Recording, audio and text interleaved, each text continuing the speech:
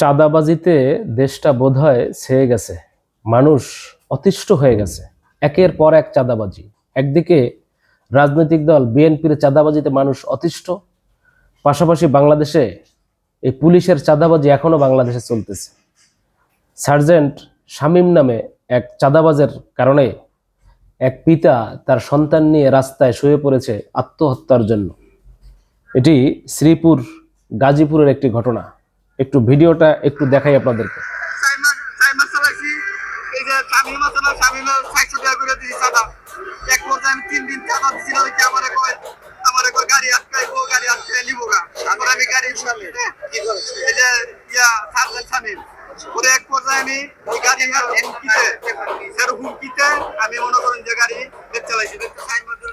এখন একজন সার্জেন্টের হুমকির কারণে একজন পিতা তার এখন সন্তানদের নিয়ে বাঁচার মতো কোনো উপায় নাই। সে অনেক কষ্ট করে একটা অটো কিনছে, এই অটোটা চালাচ্ছিল। এই সার্জেন্টকে প্রতিদিন তাকে 400 টাকা করে চাঁদা দিতে হবে।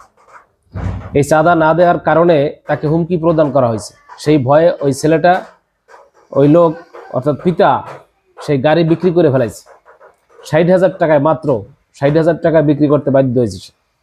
60,000 টাকা বিক্রি করে এখন বসে বসে খাইয়ে ফেলাইছে, টাকা ভেঙে ফেলাইছে। যার কারণে এখন তার সন্তানদেরকে নিয়ে সে এখন পথে বসছে আত্মহত্যার জন্য।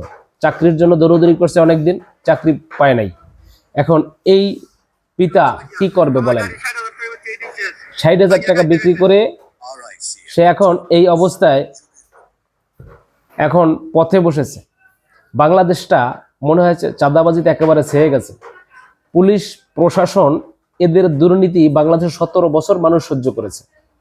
এখনো যে অবস্থা, এই আওয়ামী সরকারের পতনের 1 বছর হয়ে গেল, এখনো বাংলাদেশে এই পুলিশ প্রশাসনের এই সার্জেন্টরা এবং সব জায়গায়, প্রত্যেকটা জায়গায় জায়গায় এই পুলিশ প্রশাসনের চাঁদাবাজি এখনো চলতেছে। এবং বাংলাদেশের রাজনৈতিক দল বিএনপির চাঁদাবাজিতেও বাংলাদেশের মানুষ এখন অতিষ্ঠ হয়ে গেছে। তো এই ধরনের যদি চাঁদাবাজি চলতে থাকে বাংলাদেশে, অনেকেই তো আবার বলবে যে তাহলে শেখ হাসিনার আমলটাই তো ভালো ছিল। এই যে শেখ হাসিনার আমল ভালো ছিল, এই বলাটার আমরা সুযোগ আমরা কেন তৈরি করবো? আমরা বাংলাদেশে অন্তর্বর্তীকালীন সরকারের নেগলেন্সির কারণে এই সমস্যাগুলো হচ্ছে। কেন এই যে জিনিসগুলো চলতেছে, কি আর কেন চলবে দলের? কারণ বাংলাদেশে যে পরিমাণে আওয়ামী দালালদেরকে বাংলাদেশ থেকে যেভাবে বিতাড়িত করা হচ্ছে, এরপরে তারা তো সতর্ক হওয়ার কথা। কিন্তু এই প্রশাসন 17 বছর ধরে আওয়ামী সরকারের আমলে চাঁদাবাজি সন্ত্রাসী করতে করতে এরা অভ্যস্ত হয়ে গেছে। এত সহজে এই চরিত্র এদের পরিবর্তন হবে না। বাংলাদেশে গণহারে আওয়ামী দোসরদেরকে প্রত্যেকটা জায়গা থেকে এদেরকে সরাতে হবে। এরা এই 17 বছর ধরে এই চাঁদাবাজিতে অভ্যস্ত হয়ে গেছে। এদেরকে যতই বোঝানো হোক, যতই এদেরকে ভালো মানুষ করার চেষ্টা করা হোক, এই সরকার যদি মনে করে যে মাথায় হাত বুলিয়ে বুলিয়ে এদেরকে ভালো বানাবে, কোনোদিন সম্ভব না। এই সমস্ত অন্যায়কারীরা কোনোদিন ভালো হবে না। এদেরকে এই জায়গা থেকে, প্রত্যেকটা পথ থেকে এই আওয়ামী দোসরদেরকে সরিয়ে দিতে হবে।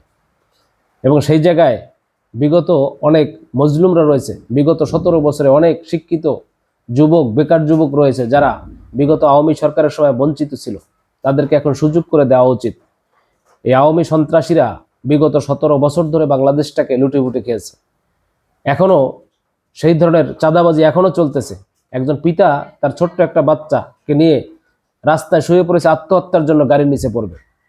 কেন এই দৃশ্য এখনো কেন আমরা 24 পরবর্তী, এই জুলাই বিপ্লবের পরে, শেখ হাসিনার পতনের পরে বাংলাদেশে এই ধরনের দৃশ্য আমরা দেখবো, এটা আশা করি? এই জন্য কি বাংলাদেশে বিপ্লব হয়েছে? এই জন্য কি এই বাংলাদেশে ফেসিবাদকে তাড়ানো হয়েছে? যে এক ফেসিবাদকে সরাই আবার নতুন ফেসিবাদের শুরু হবে? সমস্ত বাংলাদেশ জুড়ে চাঁদাবাজি সন্ত্রাসী কর্মকাণ্ড চলতে থাকবে? এটার থেকে আমরা নিস্তার চাই এবং প্রত্যেকটা জায়গায় প্রত্যেকটা মানুষকে প্রতিবাদী হতে হবে।